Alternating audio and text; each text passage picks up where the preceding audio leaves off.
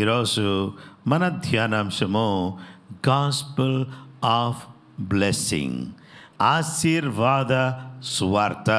ఈ గాస్పుల్ సువార్త అనేది ఏంటంటే మనల్ని భయపెట్టేది కాదు, మనల్ని ఆందోళనకు గురి చేసేది కాదు.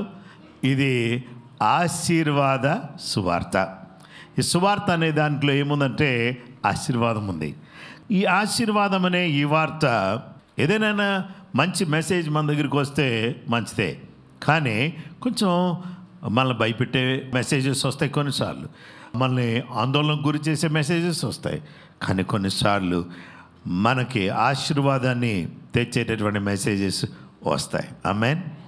దేవుడు గొప్ప దేవుడు. ఆమేన్. దేవుడు మంచి దేవుడు. దేవుడు అద్భుతమైన కార్యాలు చేసే దేవుడు.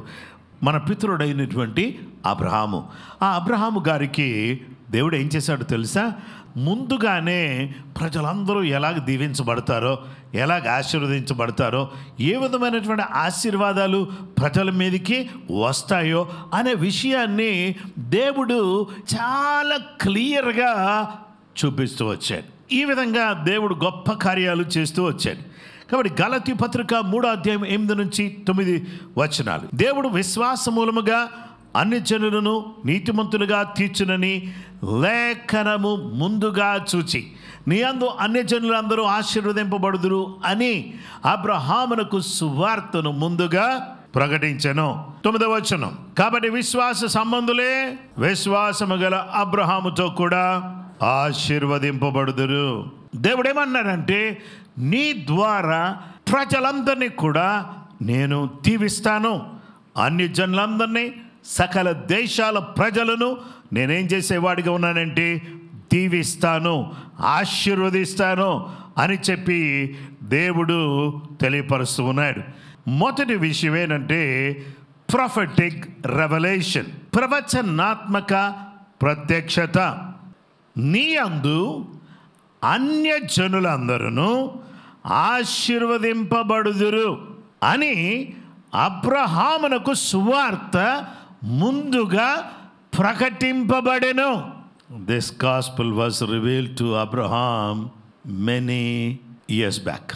సో యేసుక్రీస్తు ప్రభువారు ఈ భూలోకానికి వచ్చి 2025 ఇయర్స్ అయితే, అంతకుముందు ఇంకొక 2000 ఇయర్స్ మనం ఒకవేళ పెట్టుకుంటే, more than 4000 years back, God showed him how Gentiles will be blessed through him. Is it a gospel or not? This is a gospel. This is good news, good tidings. Gospel అనే దానికి ఏంటంటే శుభవార్త, మంచి వార్త, ఆనందకరమైన వార్త. ఇవన్నీ కూడా మనకి కనబడతాయి. దేవుని వాక్యం ద్వారా దేవుడు సెలవిస్తున్నటువంటి మాట ఏంటంటే, అబ్రహాము ద్వారా ప్రజలు దీవించబడతారని దేవుడు అబ్రహాముకు తెలియచేశారు. అబ్రహాముకు దేవుడు పిలిచినప్పుడు ఈ చక్కటి మాట అంటున్నాడు. ఆదికాండం 12:3 నిన్ను ఆశీర్వదించు వారిని ఆశీర్వదిస్తాను, నిన్ను దూషించు వారిని శపిస్తాను, భూమి యొక్క సమస్త వంశం నీ యందు ఆశీర్వదింపబడునని అబ్రహాముతో అనగా.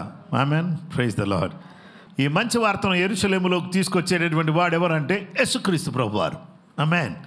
యెరూషలేములో, యూదయలో, సమరయలో, ఆ భూ ప్రాంతాలన్నింటిలో కూడా యేసుక్రీస్తు ప్రభువారు తన దివ్యమైనటువంటి ఈ సువార్తను ప్రకటిస్తూ వచ్చాడు. నీ యందు సమస్త దేశములు, సమస్త జనులు ఆశీర్వదించబడతారు అని ఆదికాండం 18:18 అంటాడు. అబ్రహాము నిశ్చయముగా బలము గల గొప్ప జనమగును, అతని మూలముగా భూమిలోని సమస్త వంశములు ఆశీర్వదింపబడును. ఇందాక చెప్పాడు ఆశీర్వదింపబడినని, ఇప్పుడు చెప్తున్నాడు ఆశీర్వదింపబడినని, ఇంకా కొద్దిసేపు తర్వాత చెప్తాడు ఆశీర్వదింపబడినని. అయితే ఊరికే పదే పదే పదే పదే దేవుడు అబ్రహాంతో చెప్తున్నాడు, నీ అందు సమస్త జనులు ఆశీర్వదించబడతారు, నీ అందు సమస్త జనులు ఆశీర్వదించబడతారు. ఒకసారి చెప్తే ఎక్కొచ్చు, ఎక్కకపోవచ్చు, రెండోసారి, మూడోసారి, నాలుగోసారి ఇలా రిపీట్ చేస్తూనే ఉన్నాడు. ఓ అబ్రహాము, ఏం టెన్షన్ పడొద్దు, నీ అందు సమస్త వంశాలను నేను ఆశీర్వదిస్తాను, అందరిని కూడా నేను దీవిస్తున్నాను, అందరిని కూడా నేను ఆశీర్వదిస్తాను, నీ అందు నా మాట విన్నావు కాబట్టి నీ అందు నేను ఆశీర్వదిస్తాను. అందరూ కూడా ఎక్కడికి వచ్చేస్తారంటే మత్తయి సువార్తలోకి వచ్చేద్దాం. మత్తయి సువార్త 1వ అధ్యాయం 1వ వచనంలో ఇలాగ అంటున్నాడు, అబ్రహాము కుమారుడుగు దావీదు కుమారుడైన యేసుక్రీస్తు వంశవళి. 3 విషయాలు మనం గుర్తుపెట్టుకుందాం: అబ్రహాము, దావీదు, యేసుక్రీస్తు ప్రభువారు. బైబిల్లో ఈ 3 క్యారెక్టర్స్ ఒక్కసారి చూస్తే అబ్రహాము దగ్గర నుంచి ఎక్కడికి వచ్చేసాడు దేవుడు? దావీదు దగ్గరికి వచ్చాడు. దావీదు దగ్గర నుంచి ఎక్కడికి వచ్చాడు? యేసు ప్రభు దగ్గరికి వచ్చాడు. Praise the lord. అంటే నీ ద్వారా సమస్త వంశములను నేనేం చేస్తాను? ఆశీర్వదిస్తాను అంటే నీ ద్వారా ఎవరు వచ్చారు? అబ్రహాము ఆశీర్వదించబడినవాడు, దావీదు ఆశీర్వదించబడినవాడు, యేసు ప్రభువారు ఆశీర్వదించబడినవాడు. హల్లెలూయా. ఇప్పుడు మనం అందరం కూడా ఎవరి సంతానం? అబ్రహాము సంతానం. Okay, praise the lord. హల్లెలూయా. అపోస్తల కార్యాలు 3:25-26 ఆ ప్రవక్తలకును దేవుడు అబ్రహాముతో నీ సంతానమందు భూలోక వంశములను ఆశీర్వదింపబడునని చెప్పి మీ పితరులతో చేసిన నిబంధనకును మీరు వారసులై ఉన్నారు. 26వ వచనం, దేవుడు తన సేవకును పుట్టించి మీలో ప్రతి వాని దుష్టత్వమును మళ్లించుట వలన మిమ్మల్ని ఆశీర్వదించుటకు ఆయనను మొదట మీ యొద్దకు పంపెనని చెప్పెను. హల్లెలూయా. మొదట ఆయన మీ దగ్గర పంపించింది ఎందుకో తెలుసా? మళ్ళుటకు ఆశీర్వదించబడుటకు అంటే పాపం నుంచి మళ్ళించబడాలి, దేవుడిచ్చే ఆశీర్వాదాన్ని పొందాలి. ఇవన్నీ కూడా అబ్రహాముకు దేవుడు ప్రత్యక్షపరిచాడు. ఓకే, రెండవ విషయం ఏంటంటే ప్రొఫెటిక్ బ్లెస్సింగ్స్, ప్రవచనాత్మక ఆశీర్వాదములు. గలతీ పత్రిక 3:8-9 దేవుడు విశ్వాస మూలముగా అన్య జనులను నీతిమంతులుగా తీర్చునని లేఖనము ముందుగా చూచి నీ యందు అన్య జనులందరూ ఆశీర్వదింపబడుదురు అని అబ్రహామునకు సువార్తను ముందుగా ప్రకటించాను. అన్ని జనులందరూ ఆశీర్వదించబడతారు. మనం అన్ని జనులమా? యూదులమా? మనం యూదులం కాదు, మనం అన్ని జనులం. కానీ అబ్రహాము ద్వారా మనం అందరం కూడా ఆశీర్వదించబడే అవకాశం దొరికింది. యెహోవా అబ్రహామును అన్ని విషయములలో ఆశీర్వదించెను. తర్వాత దావీదును దేవుడు అత్యధికంగా ఆశీర్వదించాడు. అయితే ఇప్పుడు ఆయన ద్వారా మనమందరం కూడా ఆశీర్వదించబడతాము అనే సువార్త ముందుగానే అబ్రహాముకు చెప్పారు. ఈ ఆశీర్వాదాలన్నీ కూడా పొందటానికి దేవుడు ఎలా చూడంటే కొత్తగా అబ్రహామును ఆశీర్వదించడం కాకుండా భూలోకంలో సృష్టి చేసిన తర్వాత ఆయన తన పోలికలో తన స్వరూపంలో నన్ను సృజించి ఆయన ఏం చేశాడు తెలుసా అండి? దేవుడు వారిని ఎలాగ ఆశీర్వదించాడంటే చదువుదామా? ఆదికాండం 1:28 దేవుడు వారిని ఎట్లనగా మీరు ఫలించి అభివృద్ధి పొంది విస్తరించి భూమి నిండించి దానిని లోపరుచుకునడి, సముద్రపు చేపలను ఆకాశ పక్షులను భూమి మీద ప్రాకు ప్రతి జీవిని ఏలుడని దేవుడు వారితో చెప్పెను. దేవుడు ఏం చేశాడంటే దేవుడు వారిని ఆశీర్వదించను. ఆమేన్. దేవుడు ఆదామవ్వను ఆశీర్వదించను, దేవుడు వీరిని ఆశీర్వదించను, దేవుడు మిమ్మలను ఆశీర్వదించును అని చెప్పేసి అని ఇలా ప్రసంగం చేశాను. నేను ఆత్మ సంబంధమైన ఫలాన్ని కలిగి ఉండాలి. ఇది దేవుని ఆశీర్వాదంలో ఉన్న గొప్ప లక్షణం. నేను ఫలించాలి, నేను అభివృద్ధి పొందాలి, ఇది దేవుని చిత్తం. ఎవరు కూడా మనసులో నేను ఆశీర్వదించబడ్డం దేవుని చిత్తం కాదు, నేను పైకి రావడం దేవుని చిత్తం కాదు అని ఎవరి మైండ్లోనే ఉంటే దాన్ని ఏం చేస్తారంటే ఇప్పుడే చిదిమేయండి, తుడిపేయండి, దాన్ని కంప్లీట్గా ఎరిసేయండి. ఆ ఐడియా ఏమైనా ఉంటే God's intention is to bless each and every person in this room. యేసుక్రీస్తు ప్రభువారు ఆయన ఈ లోకంలో ఉన్నప్పుడు ఎవరి మీద చేయి పెట్టినా వాళ్ళకి మేలే జరుగుతుంది. ఆయన నీడబడితే మేలు జరుగుతుంది, ఆయన వాళ్ళ వైపు చూస్తే వాళ్ళకి మేలు జరుగుతుంది. ఇలా జరుగుతున్నటువంటి టైంలో కొంతమంది పేరెంట్స్కి ఒక ఐడియా వచ్చింది, యేసుక్రీస్తు ప్రభువు దగ్గరికి మా పిల్లల్ని తీసుకెళ్ళిపోదాం అని చెప్పేసి ఆయన ఐడియా వచ్చింది. ఆయన ఒక చెయ్యి పెడితే చాలు మా పిల్లలు బ్లెస్ అయిపోతారు, ఆశీర్వదించబడిపోతారు అని చెప్పేసి ఐడియా వచ్చి పిల్లలందరూ పట్టుకుని వీళ్ళు తయారైతే శిష్యులు అన్నారు, ఎక్కడికి వచ్చారు మీరు? యేసు ప్రభు పెద్ద పెద్ద వాళ్ళకి ఛాన్స్ లేకుండా పోతుంటే మీరు వచ్చి పిల్లల్ని పట్టుకొని తయారయ్యారు అంటే యేసుక్రీస్తు ప్రభు వారు అన్నారు, చిన్న పిల్లలు నా ఎదుకు రానియుడి, ఇలాంటి వారిది పరలోక రాజ్యం, వారిని ఆటంకపరచొద్దు. Praise the lord. హల్లెలూయా. దేవుని బిడ్డలారా, సంఘంలో ఉన్నటువంటి పెద్దవాళ్ళందరూ కూడా మీ పిల్లల వైపు అంటే మన సంఘములో ఉన్నటువంటి ఈ యొక్క పిల్లల వైపు మీ దృష్టిని మళ్లించండి. ఏం చేయగలం? పిల్లల కొరకు ఏం చేయగలం? వారికి దేవుని వాక్యాన్ని బోధించగలం, పాటలు నేర్పించగలం, వారిని అభివృద్ధిలోకి తీసుకుని రావాలి. యవనస్తుల వైపు మీ మనసు తిప్పండి, వాళ్ళని ప్రోత్సహించండి. అలాగే చిన్న పిల్లల వైపు మీ మనసు తిప్పండి, వాళ్ళని తక్కువ అంచనా వేయొద్దు, వాళ్ళని తూలునాడొద్దు. దేవునికి స్తోత్రం. దేవుని బిడ్డలారా, పిల్లల్ని ప్రేమించడం ప్రారంభిద్దాం. హల్లెలూయా. ఇది ఎవరు చేసిన పని? యేసయ్య చేసిన పని. ఆ పిల్లల్ని ఆయన ఏం చేశాడంటే ఎత్తి కౌగలించుకొని వారి మీద చేతులుంచి వారిని ఆశీర్వదించాడు. Praise the lord. హల్లెలూయా. పిల్లల్ని ఎత్తుకున్నాడు, తర్వాత ఏం చేశాడు? కౌగలించుకున్నాడు. ఆ తర్వాత వారి మీద చేతులుంచి వారిని ఆశీర్వదించాడు. హల్లెలూయా. యేసుక్రీస్తు ప్రభువారు సిలువలో చనిపోయాడు, సమాధి చేయబడ్డాడు, 3వ రోజు తిరిగి లేచాడు, 40వ రోజు పరమునకు ఆరోహణై వెళ్ళిపోతున్నాడు. వెళ్ళిపోయే వరకు మళ్ళీ ఆయన బేతనయ్యే వరకు తను వెంబడించి వాళ్ళందరం తీసుకెళ్ళి ఏం చేశాడంటే, ఆయన వెళ్ళిపోకముందు ఆయన వారిని చేతులెత్తి ఆశీర్వదించాడు. దేవుడు తన చేతులెత్తి మనల్ని ఆశీర్వదించడానికి రెడీగా ఉన్నాడు. అయితే ఆశీర్వదిస్తూ పరమునకు ఆరోహణై వెళ్ళిపోయాడు. ఎలా వచ్చాడు? ఆశీర్వాదాలతో వచ్చాడు. ఆశీర్వాదాలని ఆయనతో పాటు వేసుకుని వెళ్ళిపోయాడా? లేలే, అన్నీ ఇచ్చేసి వెళ్ళిపోయాడు. హల్లెలూయా. నీవు దీవించబడ్డా ఎవరి కోరిక? యేసయ్య కోరిక. అందుకే ఆయన దీవించి వెళ్ళిపోయాడు. అయితే ఈరోజు ఆయన పిల్లలమైనటువంటి మనం ఈ ఆశీర్వాదం పొందాలి అని ఆయన సిలువలో మనందరి కోసం తన ప్రాణాన్ని బలిగా ఇచ్చాడు.